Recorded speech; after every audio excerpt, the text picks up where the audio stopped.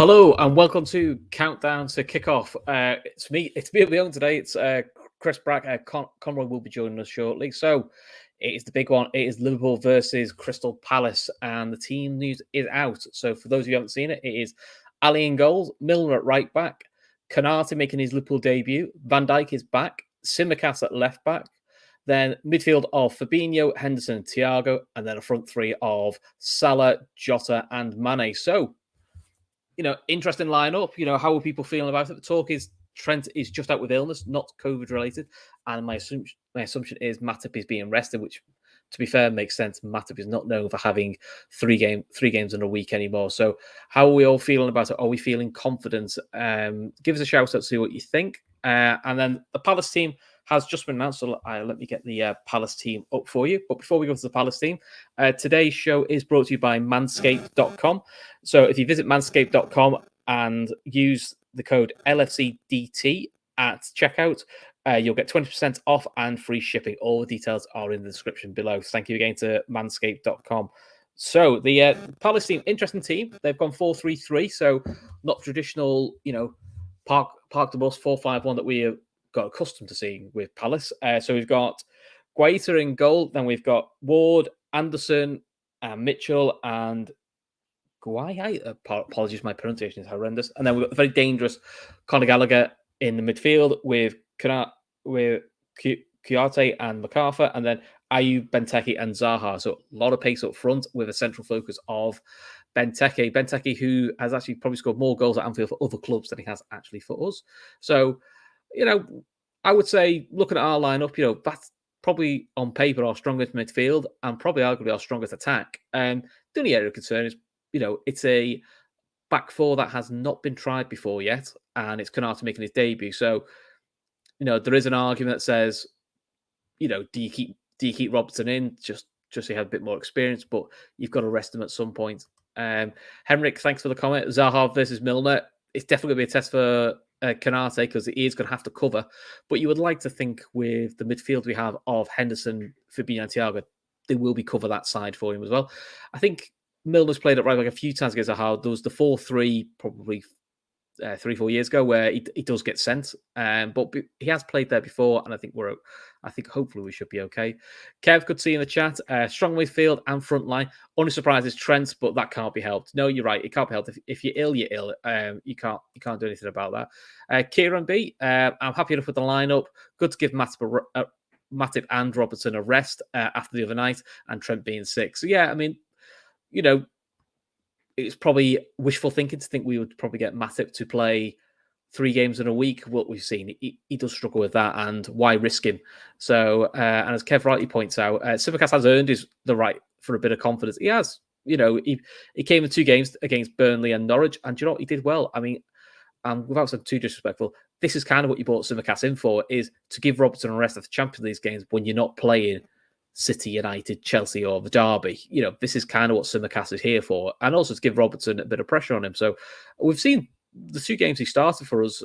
I think he's got an assist in both of them. So I think it's I'm interested to see how he does. He's played against Van Dijk now, so I think he knows what to expect.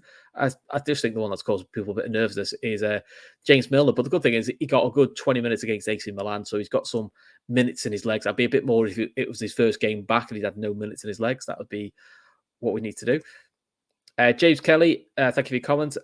Just keep the ball away. Just keep the ball and be aware of the counter-attack and we'll be okay. Zaha normally has Milner on toast, though. He can do, but I mean, to be fair, Zaha has a lot of fullbacks on toast. We saw what he did to Tottenham.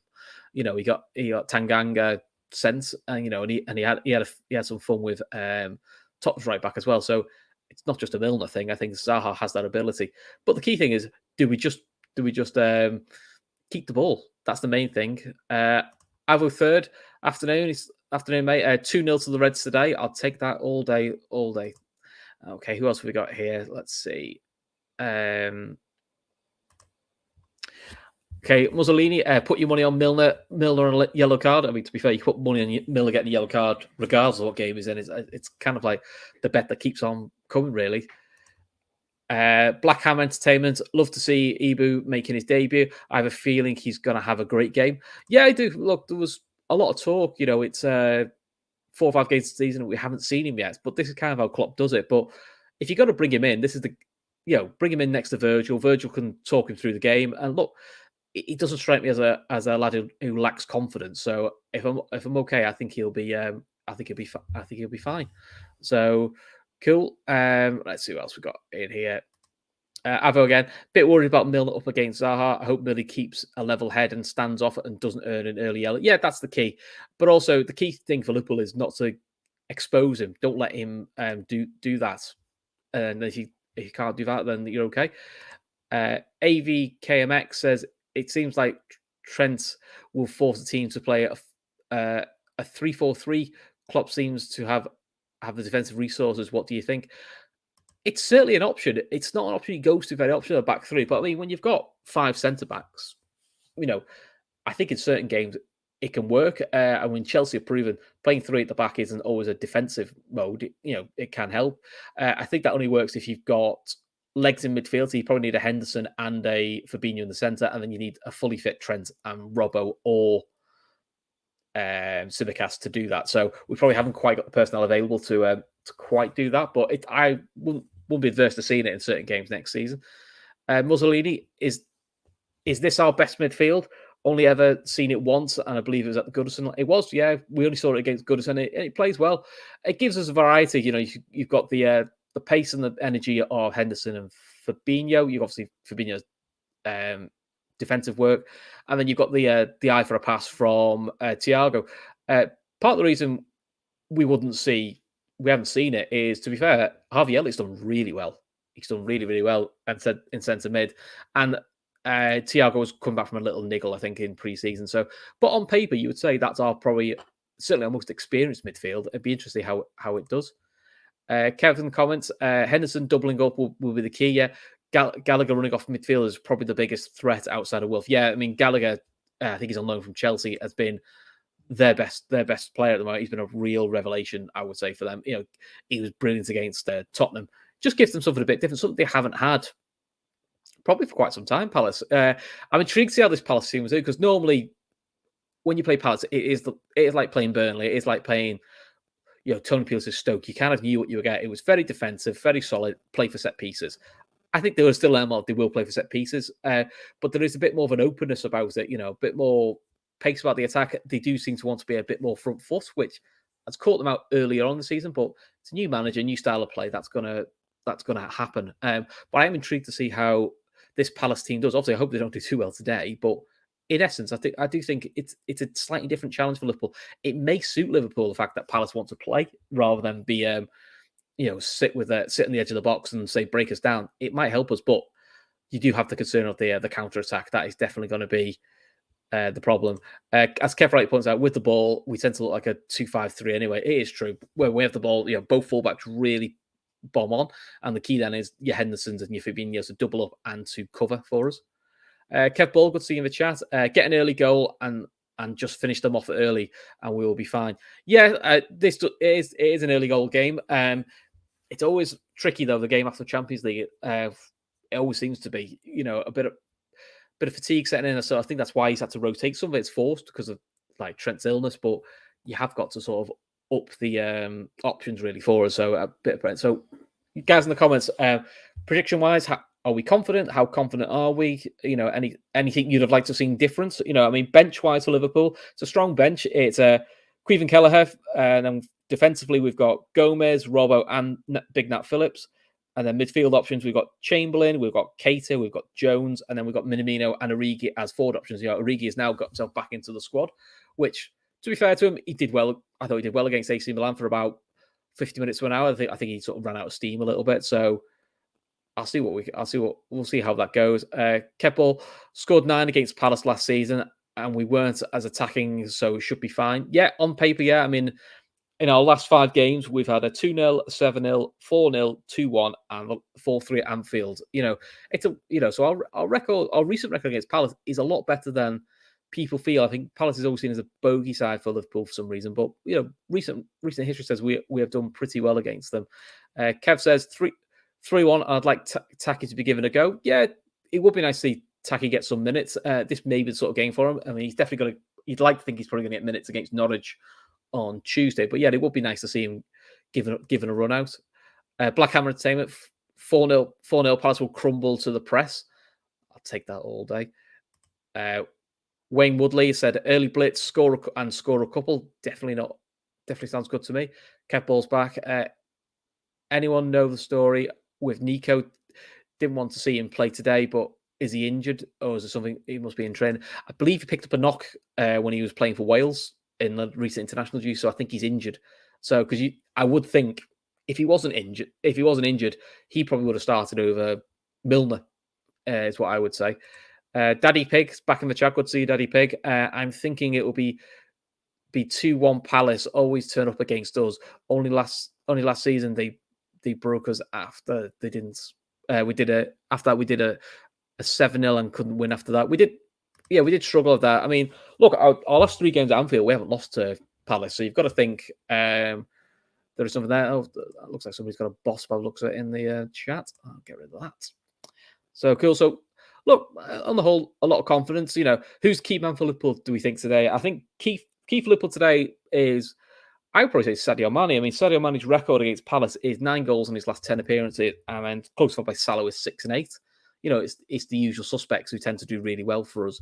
But yeah, I think key today is probably going to be Konate and Van Dijk, because while Palace are a bit more expansive than they used to be, set plays are still going to be key for them. When you've got the likes of Benteke, Kouyaté, Anderson, you have got options there to cause us problems. So I think this is where he'll be important.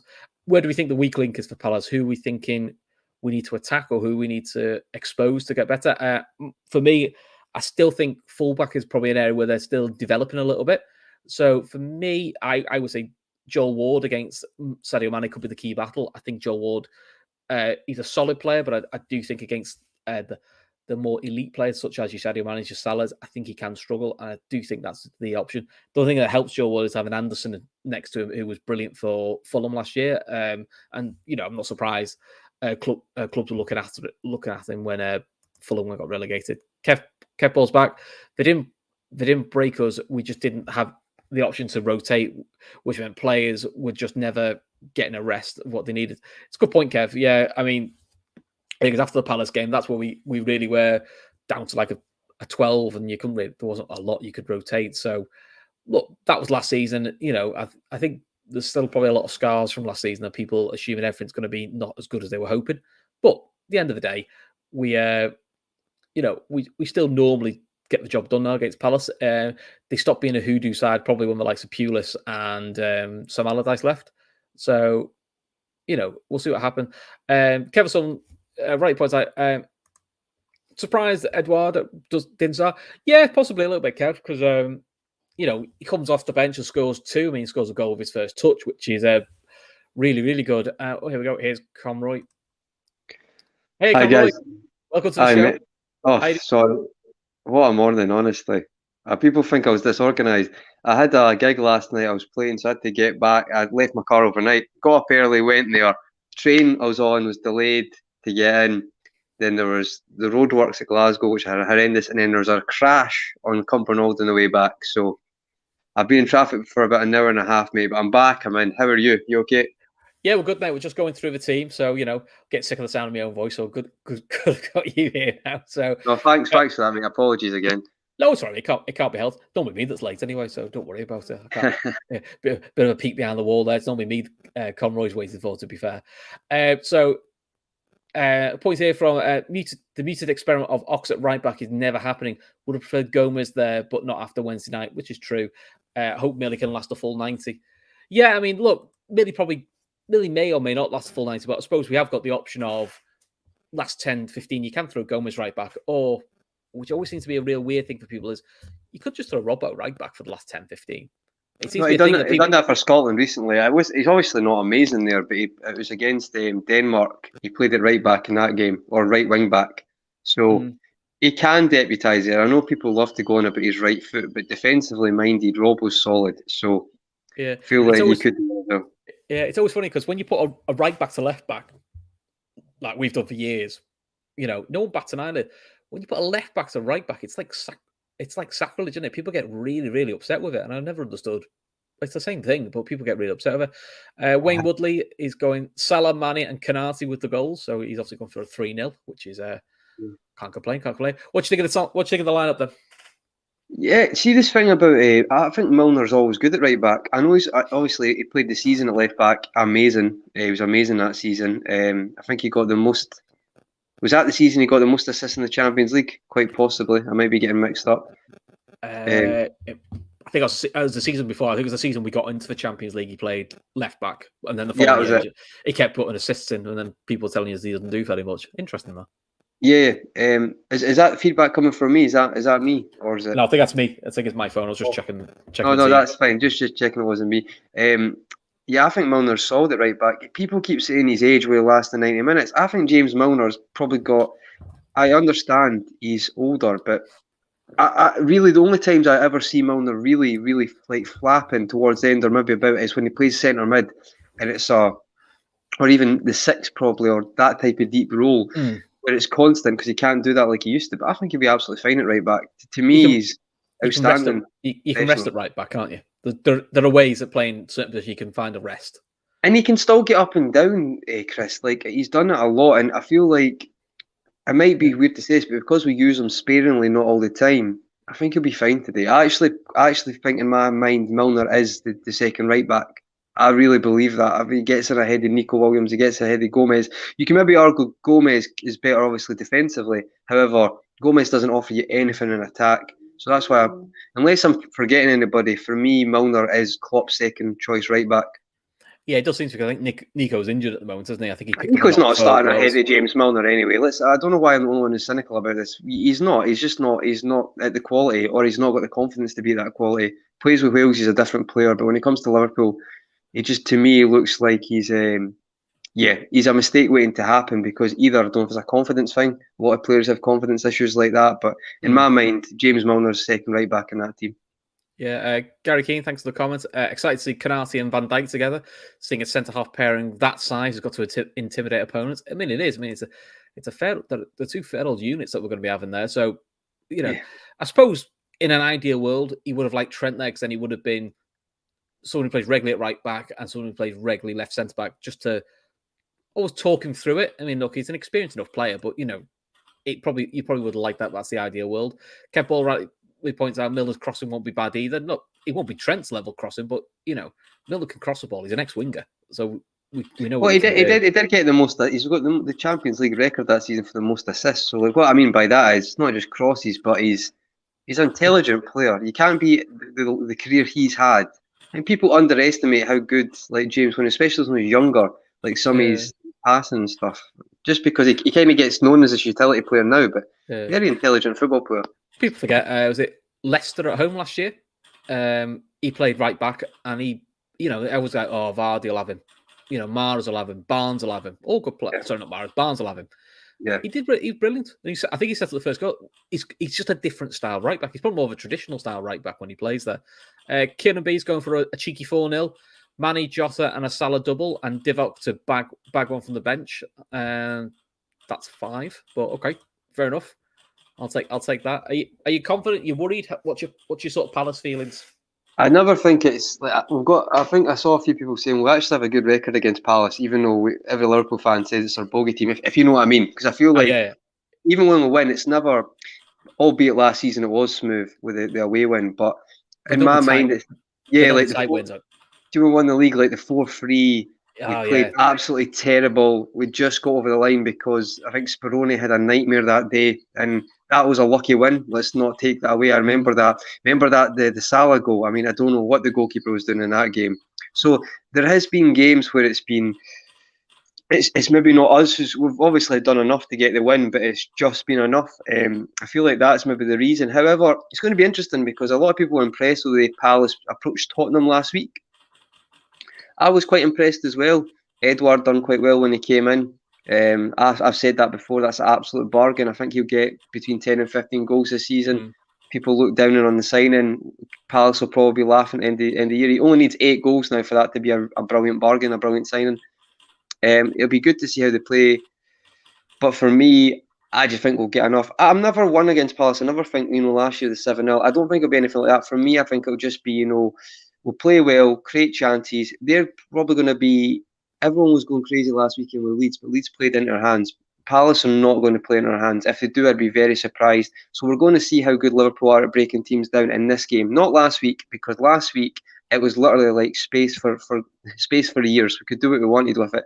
Today it's going to be a bit more like you talk about Chelsea sitting in for the second half. That's when Liverpool are going to have to show how good they are, because this has still been an issue for a while, that there is certain games where they can't break teams down if it doesn't start well, if you know what I mean, Chris. First 20 minutes, everyone starts to get edgy, or maybe after the first half, probably, not 20 minutes.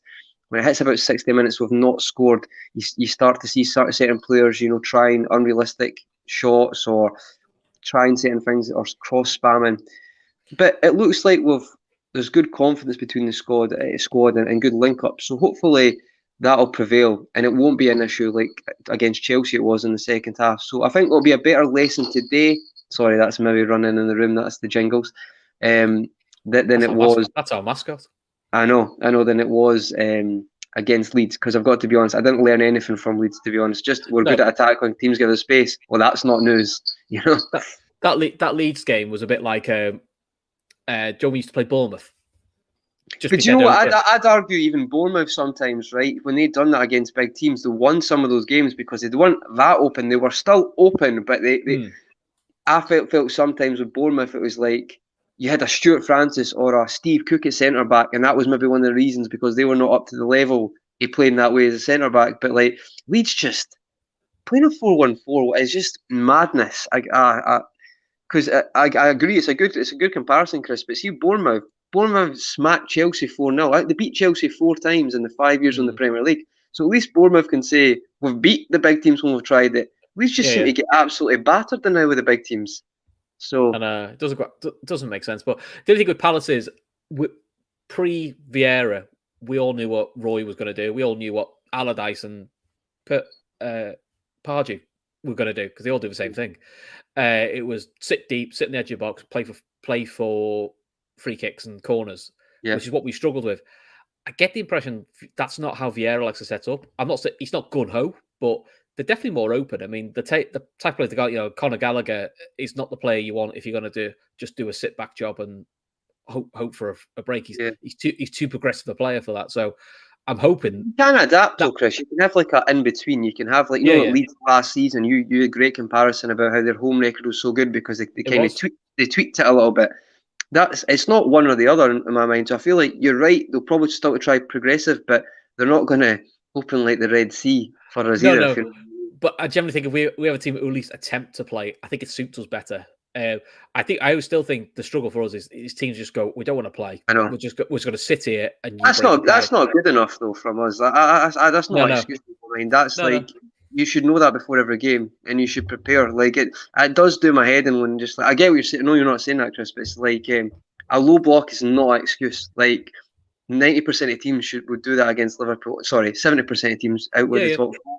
And it's just like that's our fault, not their fault, because their job is to get the points. And it frustrates me that because we shouldn't just have one style of play. We should be able to adapt, and I know we can. And I'm hoping today we'll see that. But I think we've got options now, which is what we had in the title-winning season. Still not got a number 9 though. That's the one thing you need when you play a block. But we've still not got a number 9. So that's which to be fair is what got Chelsea out the bag against Zenit. Because to be fair to Chelsea, Chelsea was struggling. It's not rocket science, Chris. It's a simple game for complicated people, mate. It really is. No. I just say just make it 4 to Salah, and then you should be all right. He says to bang anyway. Or is that, to be fair, Sadio actually's record on the quiet is quite good against Palace, isn't it? It's 9-10. I know. So I'd be interested to see him. Jota's not scored for a couple of weeks. He must be due a goal soon. So, I think you're right, though. I think maybe the Vieira, I do think they'll change. They're not going to play a low block, but I still think they'll still sit slightly deep. But I think, as you said, more because they'll try to pass and get things going, that they're not fully established at that yet, Chris. And you'll probably find that gives us a higher percent to press high and nab the ball off them. Definitely, yeah. I mean, from Vieira point of view, I hope he's given time, because last time a manager tried to change things was Frank de Boer, and they literally gave him like 6 games and they binned him off. I think they're 3 games, mate, because the same record as the Wolves manager, I think it was, he lost his first 3, but obviously Wolves actually played really well against Manchester United. And I was thinking about that the other day, Frank de Boer. But see, to be fair, mate, I agree with that statement. I don't agree with Vieira getting the job to start with. I feel like there's other managers who deserve that more than it's just his name who got that. But that's another debate because it's a bit like Henry. Vieira's record's not very good, same with Henry. But yeah, that's another debate in itself. Former players with big names getting jobs over other established managers, that's nothing new.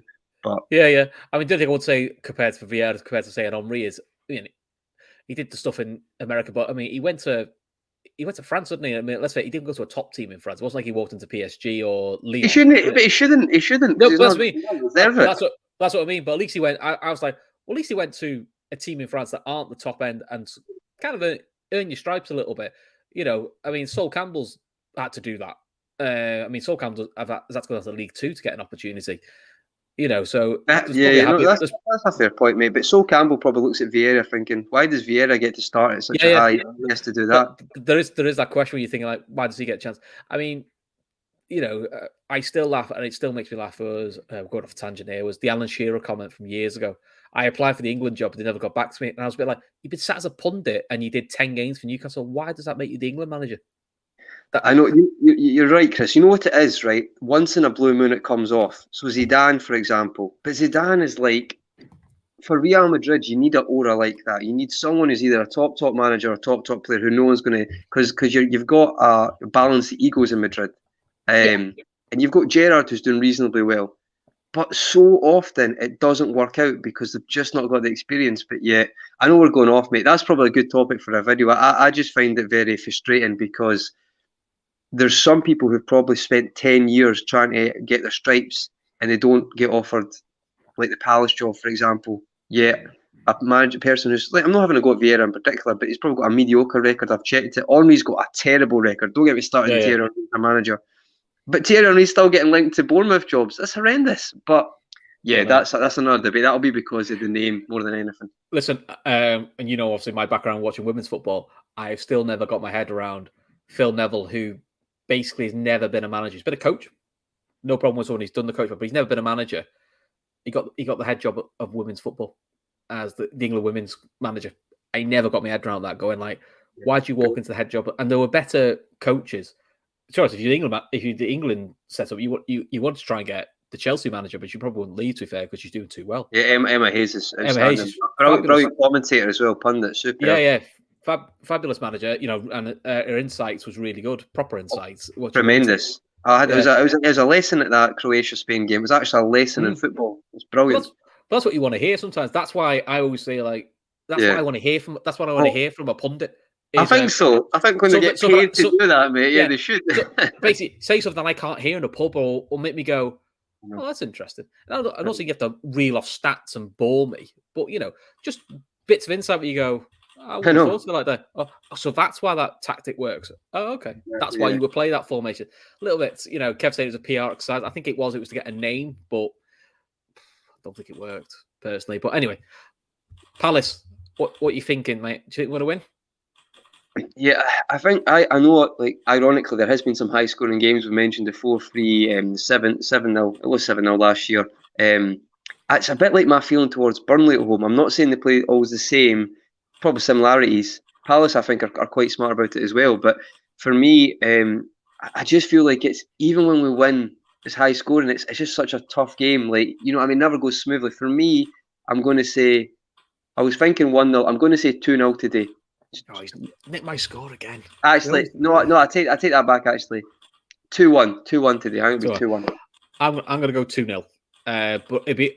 But it won't be a comfortable 2-0. I think. Yeah, but like late second goal or something like that. Yeah. I think we'll take a lead early, and then I think we'll get them on the counter, but it'll be quite late, because that's kind of how the games go with Palace. They're never comfortable.